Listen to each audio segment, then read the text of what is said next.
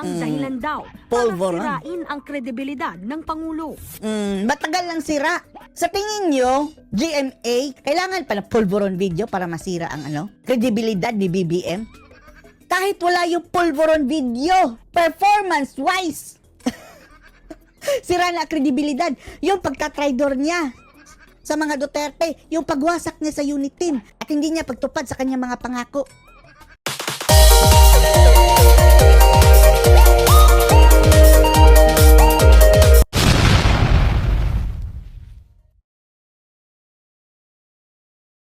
Anong uri ng salamangka ito nakikita natin mga kababayan? Ang mortal na magkalaban ng mga ka-DDS mga kababayan at si Abante ay nagyakapan.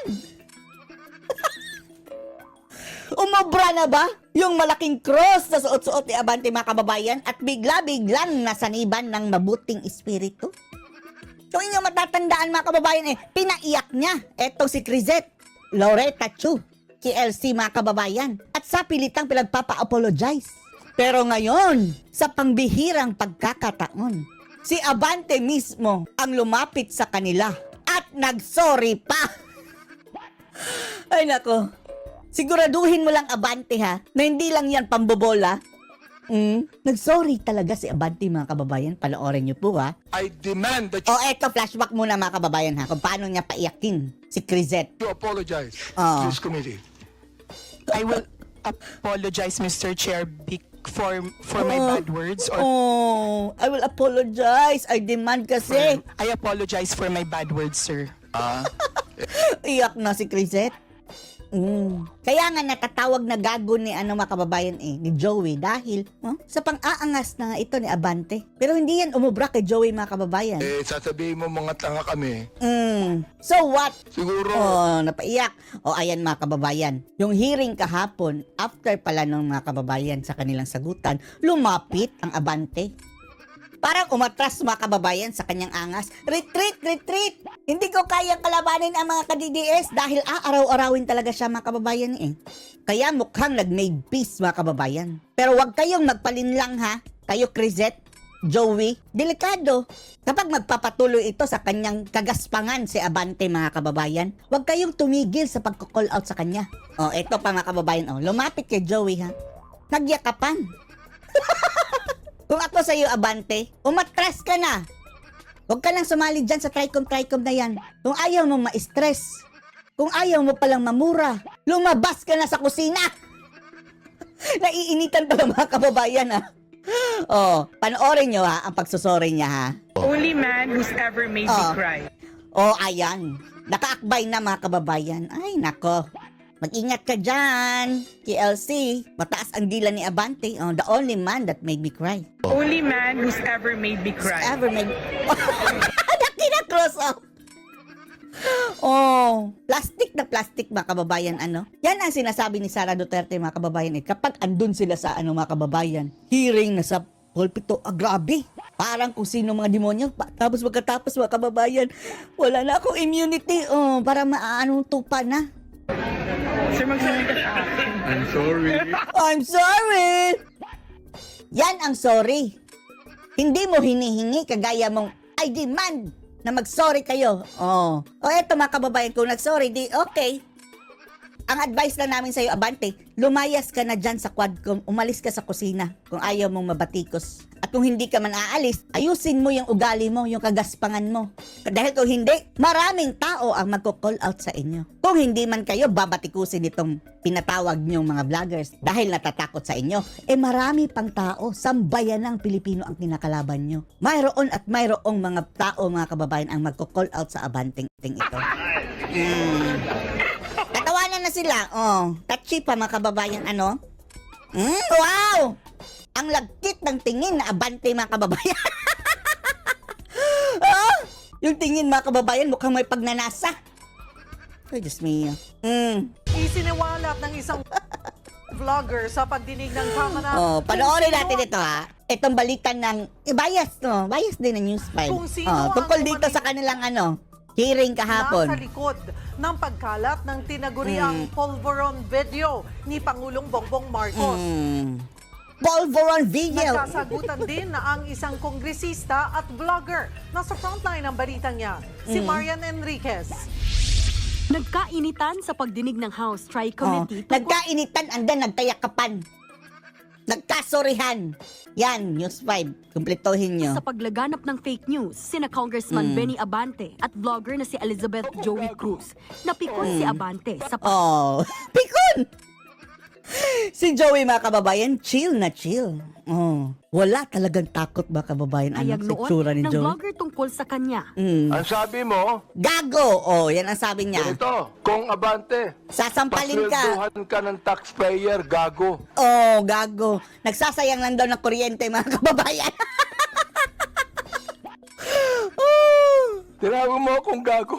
Oh, tawag na gago. Oh, bakit? Ba't mo ginawa sa akin yun? Ba't ginawa sa akin yun?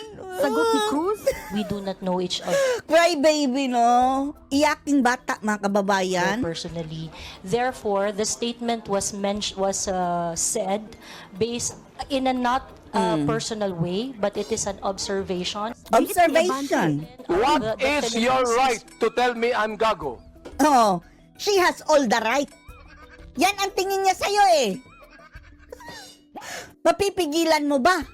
That is part of my freedom Oh. of speech. pero mas lalong nainis ang kongresista nang balikan ang sinabi raw noon ni Cruz na may isa sampal daw siya sa pagmumukha ni Abante. If I tell you right now, sasampaling kita. Freedom of speech yan. That's part Oh.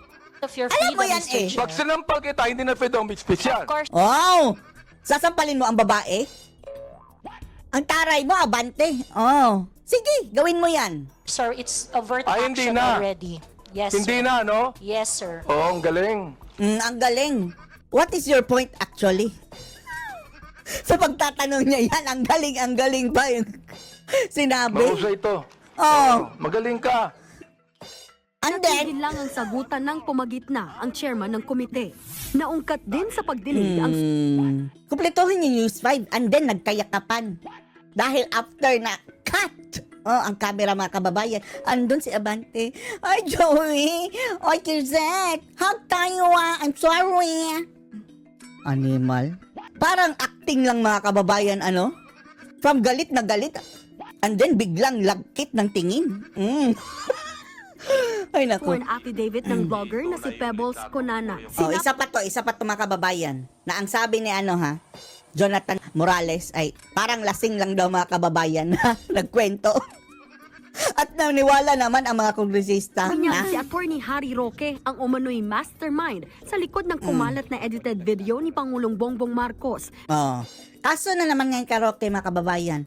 Mas lalong mabibigyan ng asylum si Roque doon sa The Netherlands. Yan. Oh, dahil, ginagawan-gawan ng kaso na naman. Na gumagamit ng cocaine na binansagang polvoron video. Ang dahilan daw Polvoron? para sirain ang kredibilidad ng Pangulo.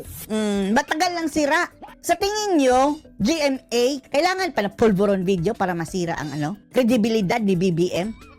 Kahit wala yung pulveron video, performance-wise, sira na kredibilidad. Yung pagtatraidor niya sa mga Duterte, yung pagwasak niya sa unit team, at hindi niya pagtupad sa kanyang mga pangako.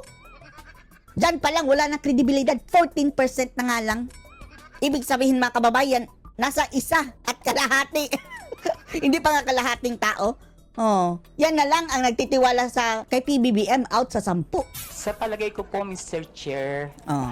party po yun ang plano ng gusto nilang Yan, mga kababayan, umamin na yan, mga kababayan, na gumagamit yan dati. Aminado siya. pabagsakin ng presidente. Wala pang pahayag dito si Roque. Samantala, pinasight in contempt ang mga vlogger na sina Sas Rogando Sasot, Lorraine Badoy at Jeffrey Celis. At mayroon pang isa, mga kababayan, si Mark Lopez. Na cite in contempt for 10 days daw. Oh. Dahil kaduda-duda, mga kababayan, sa pag-cite in contempt kay Mark Lopez. Dahil mayroon siyang schedule, mga kababayan, na interview sa foreign media na taga-Australia, ABC News ata. Bukas sana, mga kababayan. Pero paano na yan? Kung pupunta dito yung taga-Australia, hindi na siya mai-interview, mga kababayan, dahil na-cite na siya in contempt pabigla-bigla. Ewan lang natin, ha? Grabe, no? dahil sa hindi pagdalo sa hearing ng walang legal excuse. Ang lahat ng ito, mga kababayan, wala daw legal excuse. Ang lahat ng ito, itong tatlo, wala na sa bansa. Hindi pa ba yan legal excuse? Kinontempt din ng vlogger na si Mark Lopez dahil sa kanyang post na sinisiraan ang komite. Wow! Oh!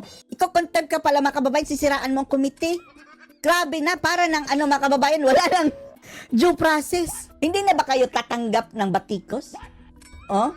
Lahat ng mga kababayan na nagbabatikos sa TRICOM, iko-contempt nila. Tapos dumalo noong nakaraang pagdinig. Sa gitna ng kumakalat na fake news online, sinabi ng mga kinatawan ng Meta na dumalo sa pagdinig na mayroon silang ginagawang hakbang para labanan ang misinformation.